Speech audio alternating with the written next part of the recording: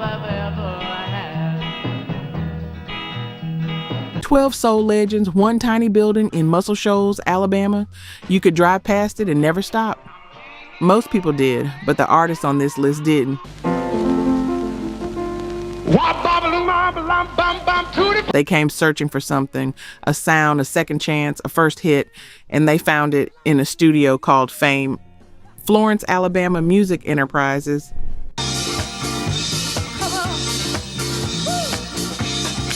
A room so small, so quiet, so far from anywhere that visitors sometimes had to stay in trailer parks down the road.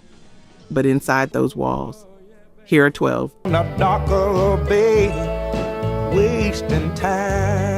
Number 12, Arthur Alexander. But who are you? He was a bellhop, not a metaphor, an actual bellhop, carrying bags in hotels across Florence, Alabama, picking up extra money any way he could.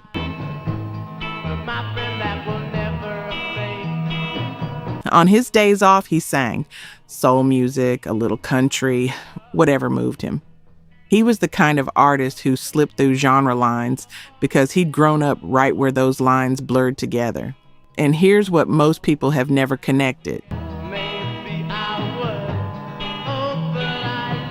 Before Aretha, before Wilson Pickett, before any of the legends you're about to hear, Arthur Alexander walked into a studio above a candy and tobacco warehouse in Muscle Shoals and recorded a song that would end up on the very first Beatles album. Not something the Beatles covered later in their career. Once they were famous and had nothing to prove, their debut album. Please, Please Me, 1963, Anna, Go to Him, an Arthur Alexander original sitting right there on side one. And before the Beatles, the Rolling Stones covered You Better Move On in 1964, his fame recording, his song. The recording that made all of that happen was cut at a makeshift studio with almost no equipment and almost no budget. Rick Hall produced it. The year was 1962. You Better Move On hit number 68 pop, number 24 R&B, decent numbers for a bellhop from a small Alabama town that nobody had heard of yet. Well, I know you can buy her a and the English kids heard it on the radio and felt something in their bones. But here's the part that stays with you. Ask me to give up the hand of the girl I love. The industry kept moving. Arthur Alexander kept recording. Through the 60s into the 70s, working day jobs in between, never quite landing that second crossover moment. But I believe she's happy with me. The foundation he laid became the reason Fame Studios could afford to build the very room where all these other legends would eventually find their sound. He passed away in 1993, 53 years old, heart attack, right after finishing what looked like a comeback album. If you've ever built something real and watched history give someone else the credit for standing on top of it, you understand Arthur Alexander's story without me having to explain it further. He started all of this. The Beatles knew his name, and most people reading this are hearing it for the first time today. Number 11, Jimmy Hughes. Not tomorrow. I want you to picture something. It's late at night, you're on a factory floor, the machines are running, the shift is long, and somewhere between the noise, you're writing a song. So come on and steal away. A couple of lines at a time, sometimes just one line. Whatever comes to you before the next break. You do this for 2 full weeks before you have something that feels finished. That's how Jimmy Hughes wrote Steal Away. on factory night shifts, line by line, in between his shift at a candy factory because that's what was paying rent. I've got to see you. Rick Hall had tried Hughes with a couple of songs before this, and they hadn't clicked. Hall told him to go write his own material. So he did, and what Hughes brought back was something Hall almost didn't release. Here's why. Steal Away was based on a hymn, a church spiritual called Steal Away to Jesus. Hughes took the melody, took the title, and completely flipped the meaning into a song about sneaking off to be with someone you weren't supposed to be with. Please stay away.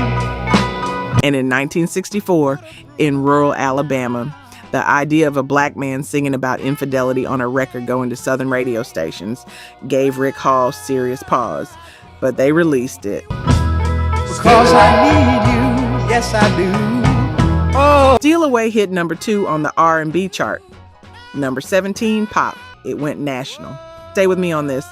It was the first hit single ever recorded at Fame Studios at their current location on East Avalon Avenue in Muscle Shoals. I need you to be mine. The room, the actual room where Wilson Pickett would scream, where Aretha Franklin would find herself, where Etta James would save her career. To myself. Without Jimmy Hughes, that room doesn't exist. Without Steal Away, Rick Hall doesn't have the money to build it. Not tomorrow. The factory worker who wrote a song on his night shift is literally the reason Fame became Fame. Your folk are sleeping. He had a few more charting singles after that first one. Nothing ever hit quite the same way.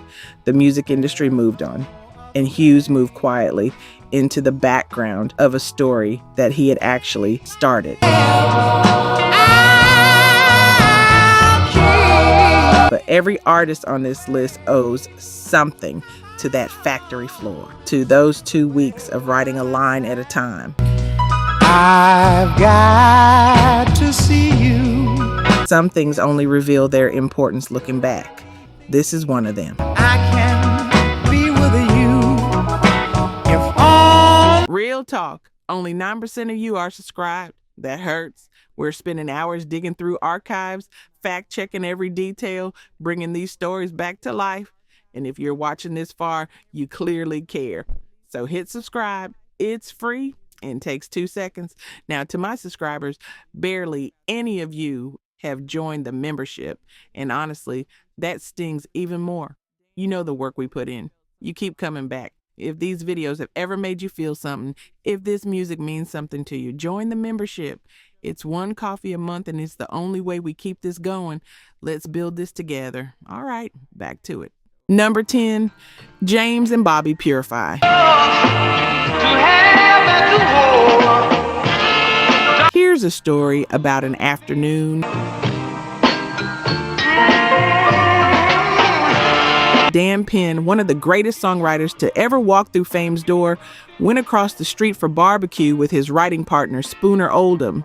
They ate. They came back.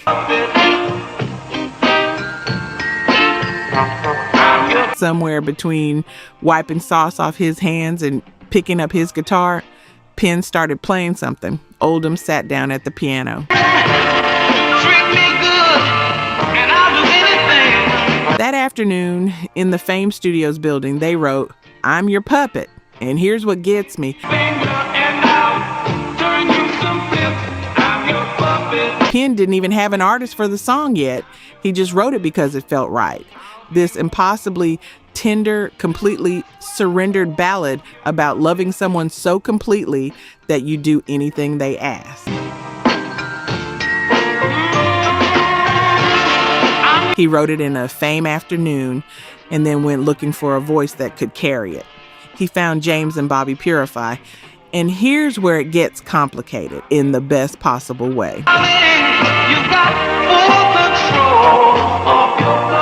Bobby Purify wasn't Bobby Purify's real name. His real name was Robert Lee Dickey. He was James's cousin. He took the stage name for the duo, and years later, when health problems forced Dickie out of the act, Dan Penn introduced James to a completely different man, Ben Moore, who also took the name Bobby Purify and continued performing as half of the duo. Two entirely different people, same name, same act. No one told the audience. If you grew up hearing "I'm your puppet" at family gatherings or at a house party when somebody's parents pulled out the good records, that song you heard hit number 6 on the pop chart, number 5 R&B, sold an estimated 1 million copies, and got nominated for a Grammy. All of it from one Alabama afternoon. And it was recorded in the same room where a bellhop song reached the Beatles and a factory worker's hymn launched an empire. The Fame Room was already becoming something. Some rooms just know what to do with a great song. And some songs only exist because someone had a good plate of barbecue. Number 9. Little Richard. This one is about coming home.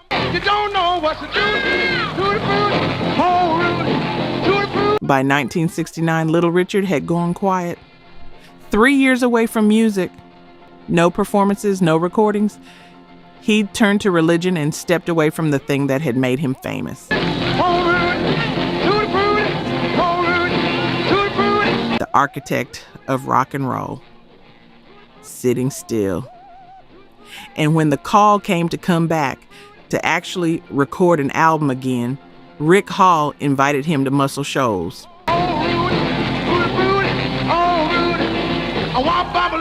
What happened inside Fame Studios in 1970 was the real thing, a full comeback album. The lead single was Freedom Blues, and if you listen to it, did not really listen, you can hear exactly what this Alabama room did to him. There's no performance for its own sake, no showmanship that's trying to prove something.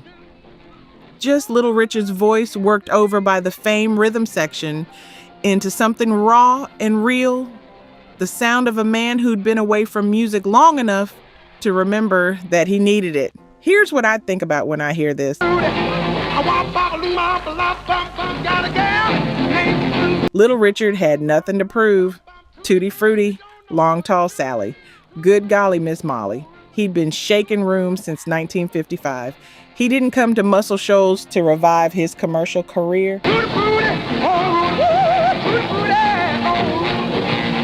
He came because he needed to feel what it was like to make music in a room that would tell him the truth about whether he still had something to say.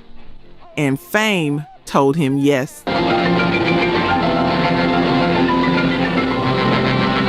That studio had made its name helping struggling artists break through. But with Little Richard, it did something different. It helped one of the most famous musicians alive find his way back to himself, not to a chart position, not to a legacy statement, to the music, just the music.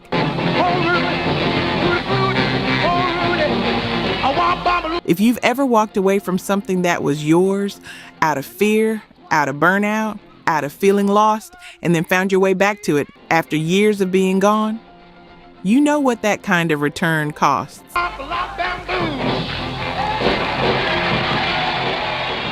And you know what it feels like when the thing you walk back towards still knows your name. Fame knew his name, and it gave him Freedom Blues. You don't know what to do. Number 8, Percy Sledge. Percy Sledge was a hospital orderly in Sheffield, Alabama.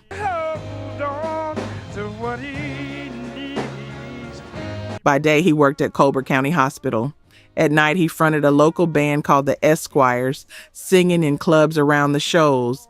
And one night in 1966, right in the middle of a set, something broke open in him.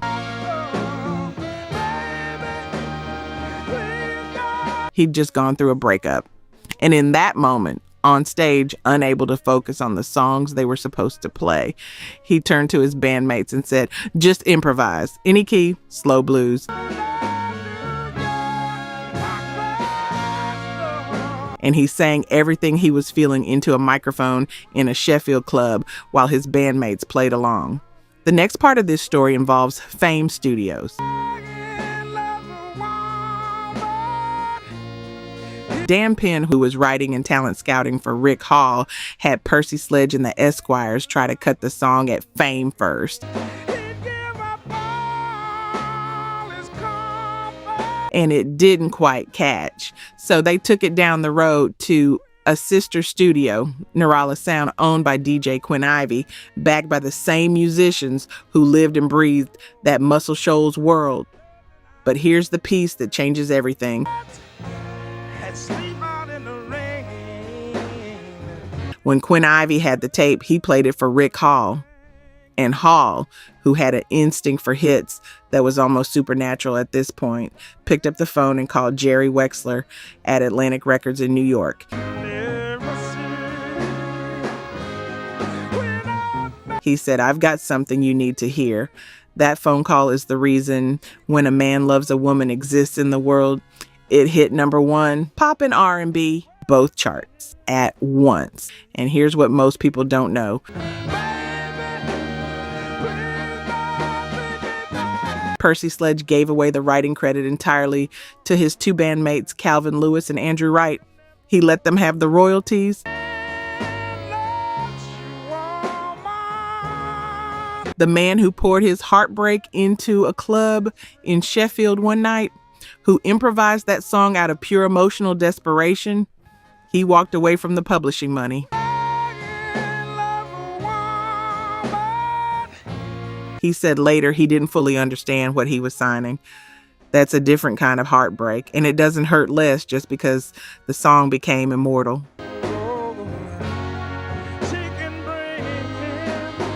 Number 7, Arthur Conley. You want to talk about a mentor relationship? Otis Redding didn't just love Arthur Conley's voice.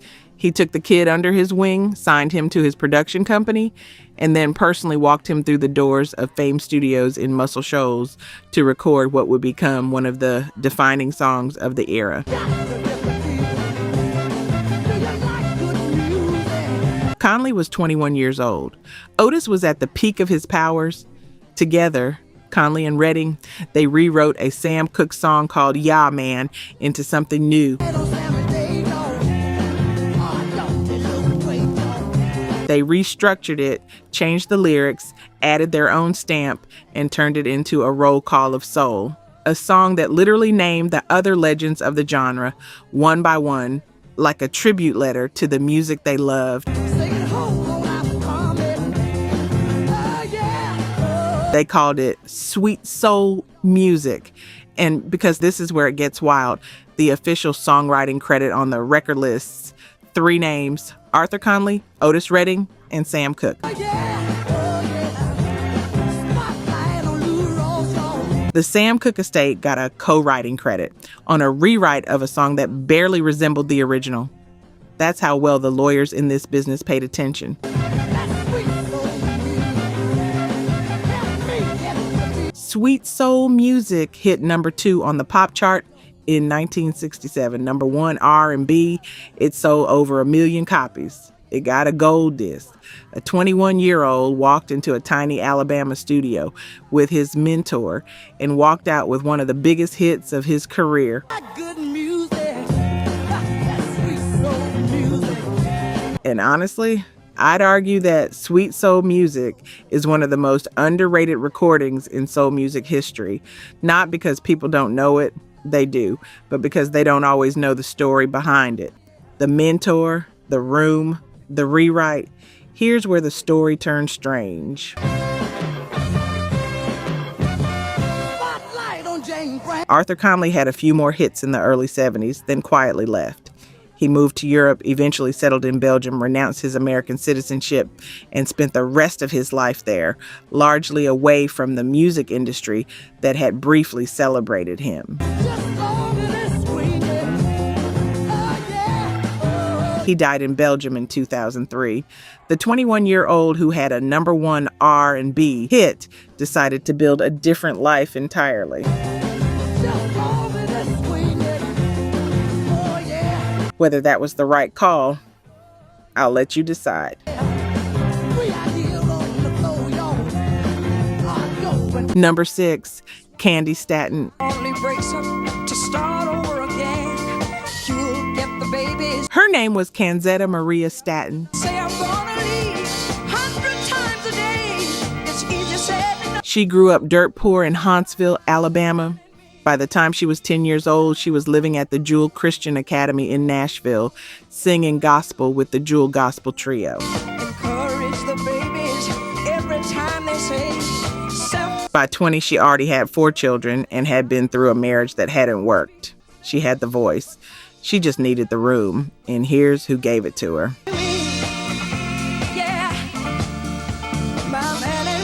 Clarence Carter, the blind soul singer you'll hear more about in a few minutes, heard Candi sing and recognized something immediately. He brought her to Rick Hall. Hall listened to her for about 5 minutes and booked a session the same night. Her first session at Fame Studios was September 25th, 1968. What came out of that room was her first single, I'd Rather Be an Old Man's Sweetheart Than a Young Man's Fool.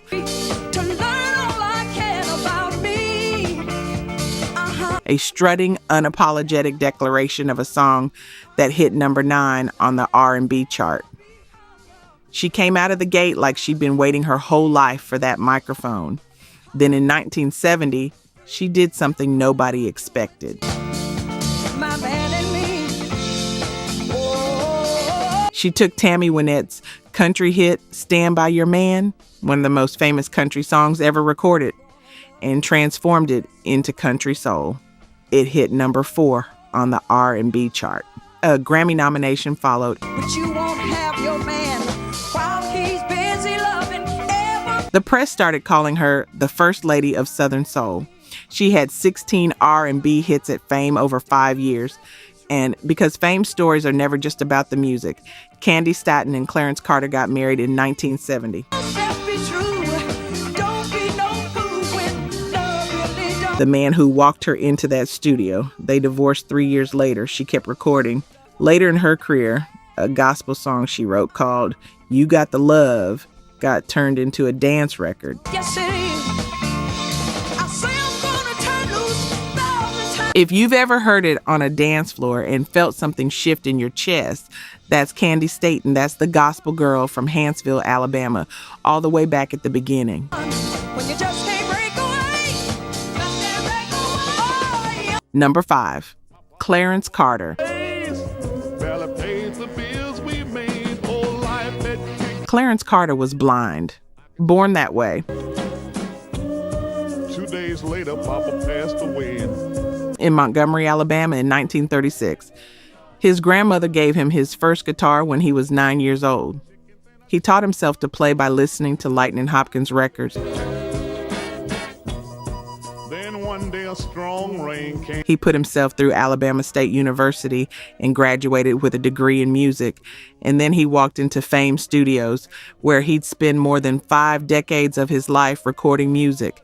Not years, decades. His voice kept me through the years, sang patches, I'm the band. Plural, 5 of them. From the 1960s all the way into the 2000s, Clarence Carter kept coming back to that Muscle Shoals room. With a shovel in his hand, see, education he never had. His first gold record was Slip Away in 1968, a cheating ballad that hit at number 6 pop, number 2 R&B, with Spooner Oldham's keyboard crawling through the whole thing like smoke.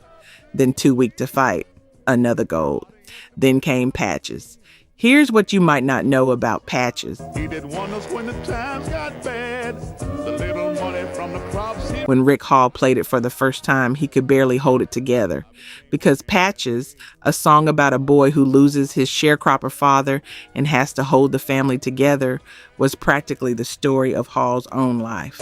It's up to you to do the rest. Hall's father had died in a tractor accident when Rick was young, almost exactly like the song.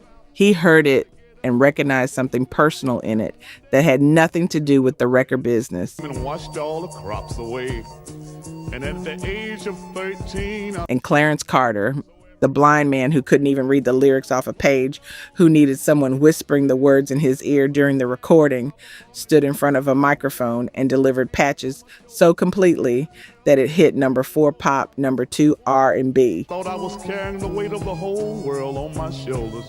And you know, Mama knew what I was. Sold over 1 million copies and won the Grammy Award for Best R&B Song in 1971. 3 gold records, 1 Grammy, 5 decades at the same studio in the same Alabama town. Cause that's the only way we got our meals. See, I was the oldest of the family. And he passed away in 2026 at 90 years old. One of the last living architects of the famed sound, 90 years. Still connected to that room right up until the end. Barely paid the bills we made. Whole life had kicked. If you've ever wondered what it looks like to find your place and stay committed to it for an entire lifetime, Clarence Carter lived that answer out loud. To school, I fed the chickens and I chopped wood too. Sometimes I Number 4, Wilson Pickett.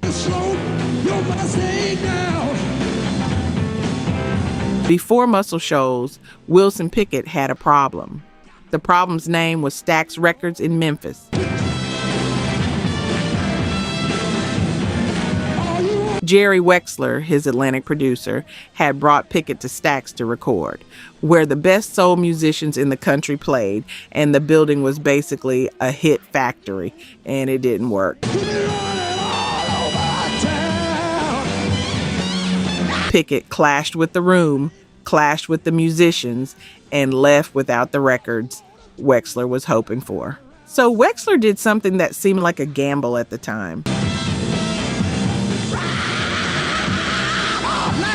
He drove Wilson Pickett to Muscle Shoals, Alabama, to a studio that most of the industry had barely heard of, and introduced him to Rick Hall's funky white session players, who looked, as Wexler once said, like they worked in a warehouse. What happened next is Fame Studios history. In 1966, in that little Alabama room, Wilson Pickett recorded Land of 1,000 Dances, number 1 R&B, number 6 pop. He recorded Mustang Sally. In the same sessions, he recorded Funky Broadway, and later he came back and cut Hey Jude with a young Dwayne Allman on guitar. A cover so raw and funky that it turned a Beatles ballad into something that sounded like it had always been soul music. But stay with me on the main story for a second. Wicked Pickett, that's what they called him, and not always as a compliment, was one of the most demanding, volatile artists of his era. He had been difficult at Stax. He was a man who knew what he wanted and would push a room to its limit to get it. And that Muscle Shoals rhythm section matched him. Those musicians didn't blink. They just played. Roger Hawkins on drums, Spooner Oldham on keys, the Fame Gang locking in behind Pickett's voice like they'd been waiting for him specifically. The combination was explosive, and you've heard it at cookouts, at family reunions, on the radio, whenever somebody programming an oldie station wanted the room to move.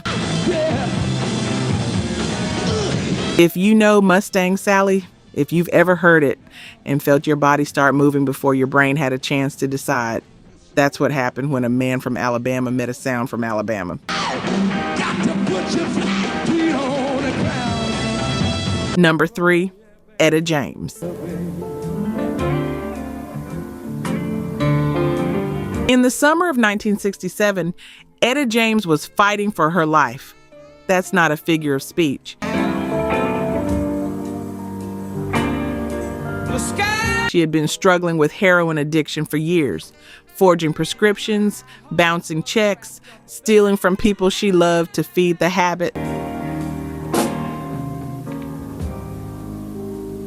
She had been in and out of prison.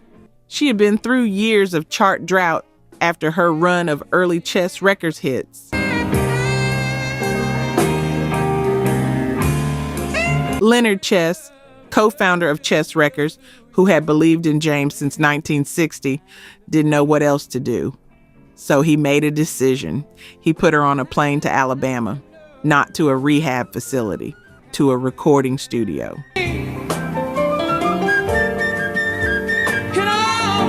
Fame Studios in Muscle Shoals. He thought maybe the music could reach her where nothing else had. She walked in on a sultry August day in 1967. 29 years old, the Fame rhythm section was waiting for her. Rick Hall was behind the glass. And what came out of that room over the next several months was Tell Mama, number 10 R&B, number 23 pop. And on the B-side, almost as an afterthought, one of the most devastating songs in soul history. Lonely day. I'd Rather Go Blind. And if you've ever heard I'd Rather Go Blind, if that song has ever found you at the right moment in your life, you already know what I'm trying to say, and I don't need to finish the sentence. Here's the part that gets me most. Saturday night, girl, She co-wrote I'd Rather Go Blind with her then boyfriend, Ellington Jordan, who was in prison at the time. He sent her the song from behind bars. And she walked into a room in Alabama and poured everything into it. All the pain, all the desperation, all the years of losing herself. And the engineers at Fame caught something that day that no other studio had ever been able to capture from her. every day. Some of y'all have explained I'd Rather Go Blind to people who didn't understand it, tried to describe what was happening in Etta's voice, and given up because words weren't enough. You know the one. And all you do. The critics called Tell Mama a career resurrection. Etta James later said, Fame gave her something back that she thought was gone. The music did what the world hadn't.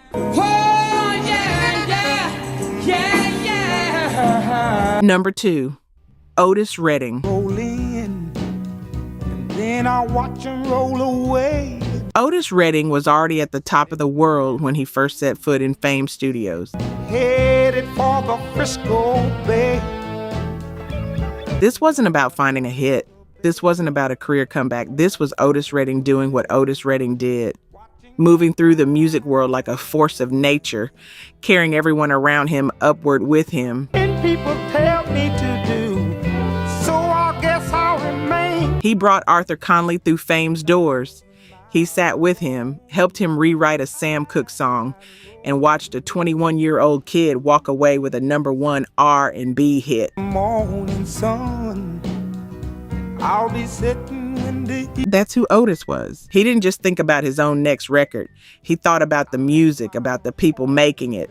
And then later in 1967, Otis came back to Fame for himself. just gonna sit at the dock of a bay, watching the He cut You Left the Water Running in that Muscle Shoals room, a slow, aching song that sounds like someone pouring himself out one last time. One of his last recordings, ever. thing still remains the same. I can't do what On December 10th, 1967, less than a year after he first walked into Fame with Arthur Conley, Otis Redding died in a plane crash over Lake Monona in Wisconsin. He was 26 years old. The Barkays, most of his band, died with him. 4 days after the crash, Sitting on the Dock of the Bay, recorded as Stax just weeks before he died, was released. It became his first and only number 1 pop hit. He never heard it chart. and this loneliness won't leave me alone. What happened in Muscle Shoals with Otis Redding wasn't his biggest commercial moment, but it was part of his final chapter. And You Left the Water Running, that last Fame recording, carries a weight now that nobody in the room could have known at the time. Just to make this dock my home. Now You know how some recordings feel different once you know the context, once you know what came after? Otis Redding sang into that Alabama microphone, not knowing he had less than a year left. I'm just sitting on the dock of the bay. The music he left behind here at Stax, everywhere he recorded, is what 26 years of fire looks like when it gets captured on tape before it's gone. Number 1, Aretha Franklin. 6 years. 6 years at Columbia Records, 9 albums, and not one moment that felt like the real Aretha Franklin.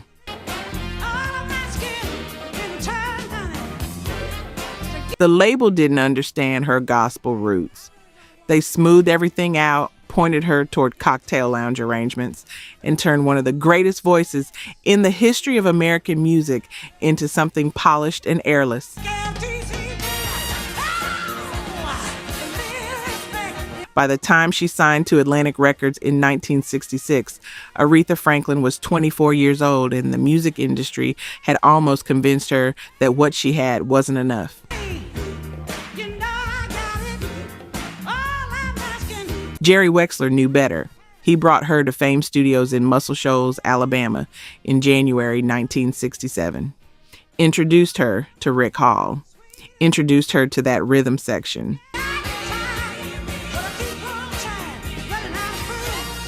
And in Studio A, the same room where Jimmy Hughes had written himself out of a factory, where Wilson Pickett had screamed Mustang Sally into existence, Aretha Franklin sat down at the piano. She recorded I Never Loved a Man the Way I Love You in one session. 1. The musicians said they knew within minutes that something historic was happening.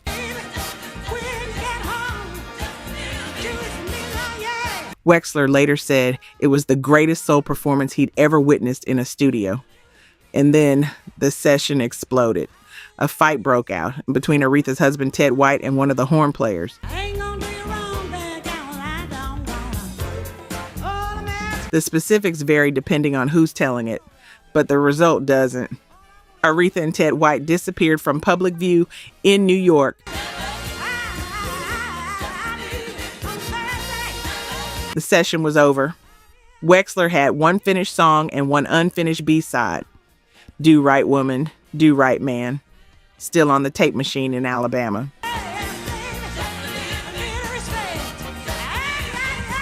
For 10 nervous days, Wexler fielded calls from distributors who couldn't get copies of a record that was already exploding on radio. He had a hit. He just had one song. Then Aretha called. She agreed to come to New York to finish the album, with the Fame musicians flown in to continue the sound. And in that New York session, they recorded Respect. The only song Aretha Franklin ever recorded in Muscle Shoals was the one that launched the Queen of Soul. One afternoon, one song, one room in Alabama that somehow knew, before Aretha fully knew it herself, what she was capable of. And if you're nodding right now, somewhere in your house, remembering the first time I Never Loved a Man hit you, you're not alone. Millions of people heard that one Fame session and recognized something in it they hadn't heard before. Not just a great singer, the real one. Which one hit you the hardest? Drop it in the comments. I already know this one is going to be split.